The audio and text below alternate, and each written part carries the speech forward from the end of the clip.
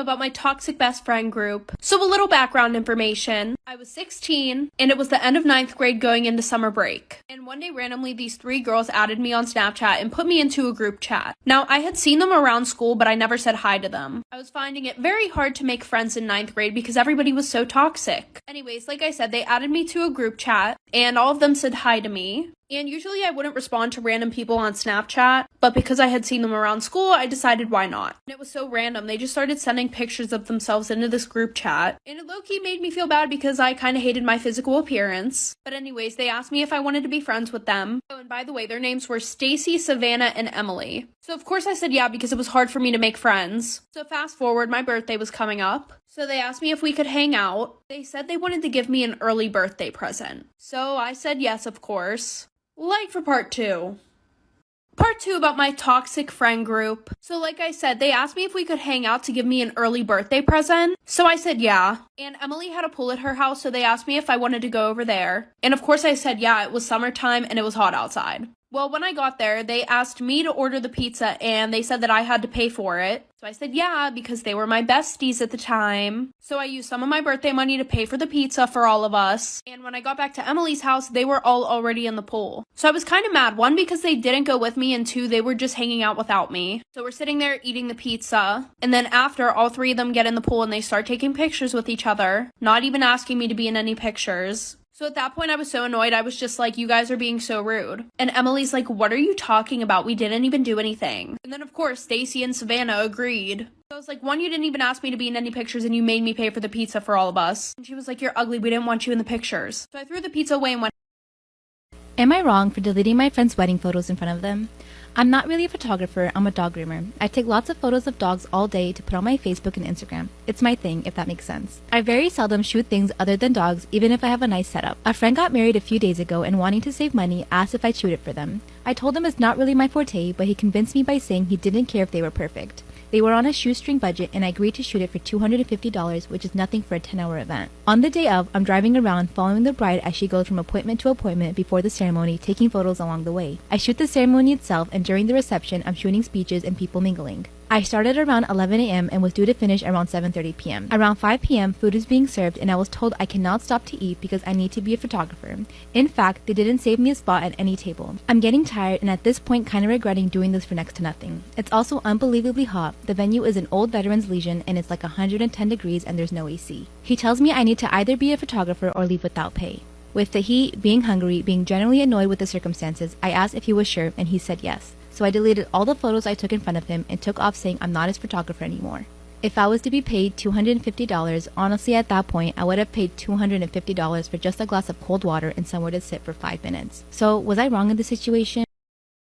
Storytime, my best friend slept with my boyfriend on my birthday. So a little background information. I was 16 and a sophomore in high school. Well, I have this best friend who we are going to call Sarah. Her and I became super close over the summertime, but she was like on and off best friends with this other girl who we're gonna call Mackenzie. But I had this boyfriend who I was also really on and off with. And Sarah knew about all the problems within our relationship. Well, I guess I underestimated how close Sarah and Mackenzie were, because everything that I told Sarah, she went back and she told Mackenzie. And not to mention, Mackenzie was really close with my boyfriend. So of course, she told my boyfriend everything that I was saying. This ended up causing a huge fight between my boyfriend and I. Well, the night before my birthday, my boyfriend and I were going back and forth arguing, and around 12 a.m. on my birthday, I forced myself to fall asleep, and at around 1 a.m., I woke up to 20 Snapchat notifications, all from my boyfriend.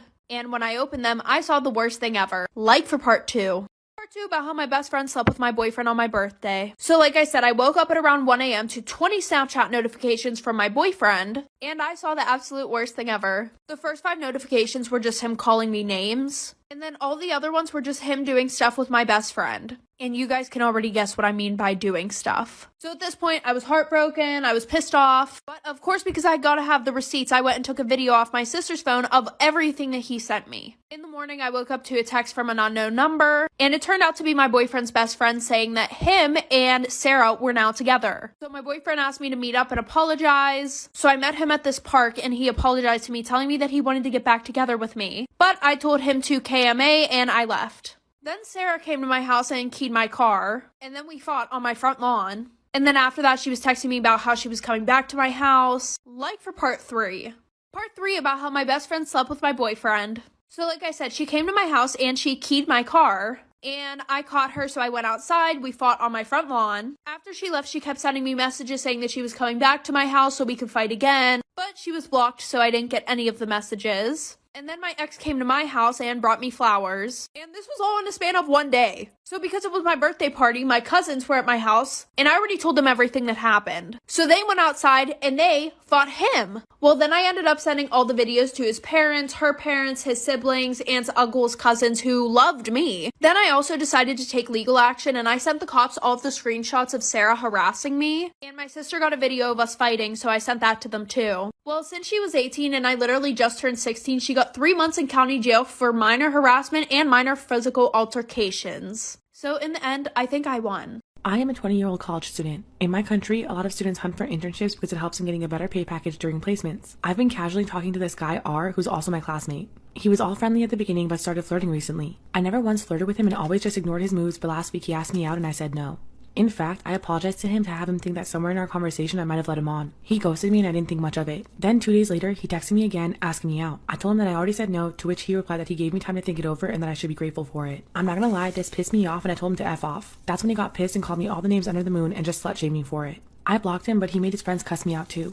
I got super frustrated and called him out on my story along with attaching screenshots of our chats. Around 300 people saw it, and one among them is a placement mentor, a 4th-year student. I didn't think much of it because after the story I blocked them all and went on with my day. The placement head saw this kind of behavior unacceptable and appalling. He reported this to our department head. Apparently in my college, this kind of behavior is labeled as harassment and punishment can lead to suspension. The department head and placement mentor called me to their office to get my statement and I did. I showed them everything and he got suspended for 3 months for his behavior. He was about to get a very good internship in a government company, but since he got suspended, that internship is also gone. Our professor, P, loves him and he called me into his office to go make another statement to the department head that I forgive him and there's also wrong in my part. Our department head called me, R, his parents, and 2 of our professors, P and Q, into his office. The department head asked if I'm willing to forgive him, which would get him off the suspension. Somewhere inside of me, I wanted to see him suffer, so I told him no. I was harassed and I wanted him to be punished. His mother berated me in front of everyone saying that I'm the one who let her son on and I'm doing this purposely because he's my competitor. She said that her son is the victim here. The department head didn't listen to her and gave R his rightful punishment, well at least according to me. Well now our internship started and a few of my friends said I took it too far. He just called me names while texting and I got him suspended for that. Some of my other classmates called me a bully and an asshole for ruining his bright future. Professor P called me outside of his class today and told me that he's extremely disappointed in me and it's because of girls like me, potential careers of men are ruined. This actually made me cry and I'm rethinking whether what I did was extreme. Am I the asshole for potentially ruining my classmate's career? Am I wrong for giving my daughter's vegan friend meaty... Sorry. Do it again. Wait. Okay, Bismillah. Am I wrong for giving my daughter's vegan friend meaty meals during sleepovers? My daughter and her friend M are both 12 years old and like to have sleepovers every now and then. M's family maintains a strict vegan diet where she isn't even allowed to drink milk. That's what fucking veganism is, yeah, okay. Her parents are nice people, although a bit on the neurotic side. So whenever she's over, I always make a big meaty meal for them. Last weekend, I made some cheeseburgers and steak for them on the grill with a big glass of milk. M absolutely loves it and always politely asks for more, which I happily provide. M is a bright young girl and she's a good friend to my daughter, but I notice how much smaller and paler she is compared to my daughter. I think it's likely tied to her family's diet. Not for you to decide. For snacks, I give them some of my Venetian turkey. For breakfast, I typically make a big plate of scrambled eggs and bacon, again with a big glass of milk. Despite her size, M always wolfs down whatever I make, and I have to say, every time she leaves, it looks like she has a healthy glow to her. What? I know I probably shouldn't be doing this, but I think M is a bit malnourished. Nothing against vegans or anything. She knows she'll get in big trouble if she tells her folks. I think she fibs a bit to her parents about what she eats here. So it got me thinking, am I wrong for letting my daughter's vegan friend eat meat at my house? Fam, like, some of these things, like, you can't. I'll give you this. You had good intentions. That's it. I remember when I was in elementary school, I was in the 5th grade, there's this girl, Natalie. Natalie, if you are watching this, please run my hit me up because I still got beef. Alright, so Natalie would always do little things, right? She would always do these little microaggressions, right? The teacher sat us next to each other and she would always bump elbows into me. She was a lefty, so I was like, alright, you know, I'll give you that. But after a while, I was like, is she doing this shit on purpose? Like, it feels like this is on purpose, because I met left-handed people, they don't do all this. And it just kind of escalated. After that, she started, you know, stealing my hair ties, the scrunchies that were literally in my hair. She would take it out of my hair and keep it and giggle and be like, I'll give it back to you later, and never give it back to me. And I'd go home getting in trouble because I didn't have my hair ties. And it just kept escalating from there. After that, she would offer me gum, like those little cube gums, and she'd be like, wait, hold on. Turns around and lick them, turn back around and try to hand it to me, and it's wet. And when I would grab it, I'd be like, why the fuck is it wet? And she'd giggle like, I licked it. And it's like, bitch, well, how is that funny? How is that funny? And it just kept escalating from there. She started stealing my food. She started like just doing little microaggressions under the grace of like, we're friends. That's every time she would do something like that, she'd be, oh no, we're friends, so it's okay. It's okay. We're friends. It's okay. We're friends. And I remember in elementary school, I would wear my hair slicked back, braided, and it had a million scrunchies in it, right? Until it was picture day. So on picture days, my mom would let me wear my hair down, my curls happen, or whatever. And I remember Natalie one time, she was playing with scissors, you know, she was like, and she was just playing with them, and I was sitting next to her, of course. And I remember I was like doing my work or whatever, my head's down, and all I feel, or all I could hear the snooze snipping. She does, and I like tense up, and I like turn to her, and I look, and I'm like, did you just cut my hair? And she starts giggling, and she's like, no. She's gaslighting me. She's like, no. Why would I do that? We're friends. And then later on in the day, she literally is giggling. She's giggling nonstop. She's like, and she like does this to me. She's like, like it's a gift. And I was like, is that my hair? And she's like, it's okay. We're friends. I was so distraught. It was such a big chunk too, y'all. I was so mad. I told the teacher. The teacher was baffled. The teacher loved me, so he was like, Natalie! In front of the whole class, and I was like, I didn't do it, it's me. She's my friend, why would I do that? And I told him all the things she was doing up until that point. She got transferred to another class. Honey, baby, oh my God, that was horrible. Am I the asshole for asking my client to give back her refund? A couple of months ago, I got a message from a man on Instagram. He said he wanted to set up an appointment for his girlfriend to get her makeup done. He had a surprise date planned for her coming up, and he was going to Venmo me beforehand so that it was all paid and taken care of when she got there. I said of course. We set up the appointment, and next week his girlfriend showed up at my place to get her makeup done. He had already paid me just like he said he would. When she got there, she introduced herself as Caitlin.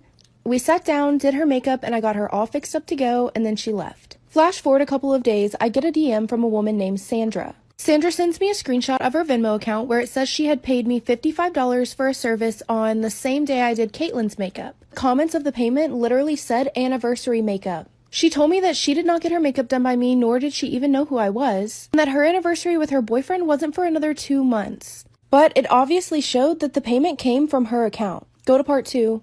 The payment for Caitlin's makeup had clearly come from Sandra's Venmo account. It was at this point that I realized I think this man has 2 girlfriends. Normally, I would stay out of people's personal business as much as possible, but in this case, it was involving other people's money, and I felt really bad for Sandra. I asked her if the name of the guy who had DM'd me was also her boyfriend, and she said yes. And then I asked if I could follow her Instagram to make sure that she wasn't Caitlin. And she wasn't. She explained to me that her boyfriend had asked to use her phone a couple of days before that appointment, and she didn't realize that he probably logged into her Venmo account and paid for his other girlfriend to get her makeup done by me. This sounded absolutely crazy, and I felt so bad for her, I went ahead and sent her back the money. I tried to get into contact with Caitlin and the boyfriend for the next couple of days, but neither one of them returned any of my messages. I was just about to let it go, and then I saw a post from Sandra's Instagram account. Sandra posted this picture that had her, the boyfriend, Caitlin, and another guy tagged as Caitlin's boyfriend all on a trip together. Then I went to Sandra's page and went back a little bit and saw that they had been friends for a long time. I messaged Sandra telling her that I saw that she actually knows the girl whose makeup I did, and could they please send me some money to pay for the service that I actually did. She blocked me right after that, and then I realized that this whole thing was a big scheme to get me to do her friend's makeup for free. I ended up finding Sandra's Facebook account, and Caitlin's, and the boyfriend's, and the other boyfriend's, and I put them all in a group message asking for them to return the refund. I don't think that I was overreacting because it was so obvious that this was a huge lie and they were clearly friends. I even saw the picture of Caitlin and her boyfriend wearing the makeup that I had done for her that day on their anniversary. Sandra and the other guy weren't involved at all. So, am I the asshole for asking my client to return the refund I gave her after she lied about what was going on? Story time about the girl who tried to scam me. I had a friend refer a homegirl to me. It turns out this homegirl had 500,000 followers on Instagram. I had just started doing TikTok videos and I was super excited to get the exposure from doing her nails. I told her to send me an inspo pic and she sent me this really hard V-cut Halloween set. Practiced for a week straight. I wanted them to be perfect. I was hoping she'd post them online and maybe introduce me to some new clients. So she arrives at her appointment on time, we get started on her set, and I take my time with the details. I finish up as quickly as possible and she loves it. I was so excited and she tipped me an extra $40. She wanted to rebook with me ASAP. Thought it was kind of weird she wanted to rebook with me so soon, but I went ahead and rebooked her. At night, she posts a picture of my nails on Instagram. She's talking about how cute they are and she tags my name. Of course, I like the photo and I comment thank you, but next thing I know, I'm gaining way more followers on my Instagram. I take note that I need to give her a discount at her next appointment. But y'all, the next day, I get another tag on Instagram. She had posted her nails again, but this time she was missing 3 on each finger. This is what her caption said. "Hey Luna, my nails are falling off. What would you like to do about this? I'd like a refund or a full set." I was shocked, and it had 1,000 comments. Part 2. So I checked my text messages and phone call to make sure I didn't miss any from her. But no, she hadn't even tried to contact me, but had blasted me all over the internet. There were thousands of comments, and I read through every single one. Most of them were her and her friends bashing me, saying I was unprofessional. I even started getting hate comments on my page. I was so embarrassed. I tried to call her and it went straight to voicemail, so I sent her a text message apologizing for what happened and offered her a new set. She let me know she worked that week and asked me for a refund. Of course, I cashed out her money back. And then I asked her to send me pictures of her nail bed so I could check for damage and maybe see what I did wrong. But she left me on red, so I went back to the Instagram page. I screenshot the photo and zoomed in so I can get a closer look. She had her hands laid out on a wooden table, and I noticed that some of the lines on the table were kind of warped and shifted. Something wasn't adding up. I zoomed in even more and realized she had photoshopped this photo. So not only are her nails still on, but she got all her money back plus the tip. What would you do? What is something a man did for you that made you realize that you've been accepting way? When Joe and I were first seeing each other, not dating, just seeing each other, I was still playing shows, because I don't know if you know this, but I'm a musician. And we had hung out like 3 times, and I was playing a show on the Friday, and he was like, "Why haven't you invited me to your show on Friday?" And I was like, "Well, you know, my whole family's going to be there, all my friends are going to be there, and also all my songs are about fucking my exes, so I thought maybe it was a little much too soon." He goes, No, I want to come." And I go, "Okay, you just have to come early because it's sold out." I used to be something. So he comes to the show, he stays for all the sets, which were all my friends. At the end, he comes up to me, he's like, "Amazing job, like, that was so fucking sick, but I know, like, all your friends are here, so I'll just let you go." And he snuck out like a little phantom. What a considerate dude. Okay, so that was in October.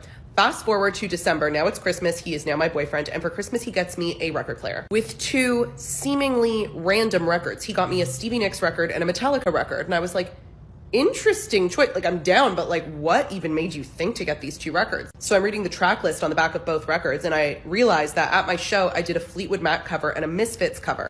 And Joe didn't know either of the covers, so I guess he looked at videos on his phone of me singing, Googled the lyrics, and found out what the 2 songs were called. And then when he Googled those 2 songs, one of them being by Fleetwood Mac, he ordered a Stevie Nicks record. And the other song, Metallica had done a cover of the Misfits cover that I did. I know that's confusing. So that's why he bought me the Metallica record, because he thought they were the original. This is kind of unrelated, but also he brought a bunch of friends to my show, which is really cute because that is how Degrassi's Annie Clark, my best friend, met her boyfriend, Joe's best friend. Anyway, that's just one in an infinite list of things that Joe has done for me that have been both generous and extremely thoughtful. And ladies, I mean, get a man that puts you up on a pedestal, because it's nice up here.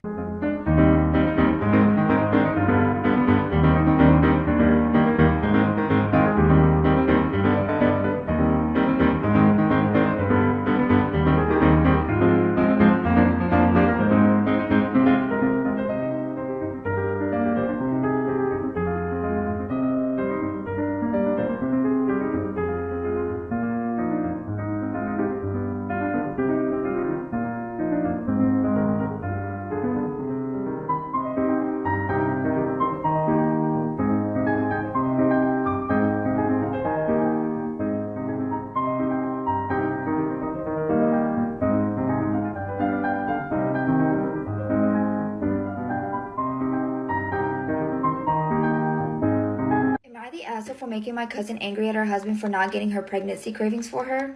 I've had a lot of weird and oddly specific pregnancy cravings. So far, my husband has gotten me every single one without fail. A few days ago, my cousin, who is also pregnant, and her husband were visiting. While they were here, I had a random craving for these brownies I had from a bakery in France. I mentioned it to my cousin and her husband because I wanted to know if she was also having these oddly specific cravings. She told me she did, but it was torture because her husband almost never got them for her. I said that wasn't nice of him and I would be upset if my husband acted like that. Her husband got defensive and said he actually got her the food she was craving a lot, and there was a limit to how many times he should be expected to run around after the food she was craving. He kept telling me my husband wouldn't get me my French brownies. We live in Europe, but not France. Even though I knew he would because I've had even more ridiculous cravings before, and he found a way to get them for me. I told him I would ask my husband since he never believed me to prove a point. And he was so confident that my husband would say no, which he obviously didn't. The brownies came after several hours, and the longer it was taking, the more arrogant her husband got, so I was very happy when they arrived. My cousin was visibly pissed at her husband for the rest of the visit. My cousin's husband asked my husband if he got them just to prove a point, but my husband said he got them because I said I was craving them, and that the French brownies were much easier to get than some of the other cravings I've had. Cousin's husband asked about the other cravings I've had, and was pissed when he realized I knew I would get the brownies if I asked. Before they left, he called me out on setting him up to look bad, and claims his wife is mad at him because of me. Am I the asshole?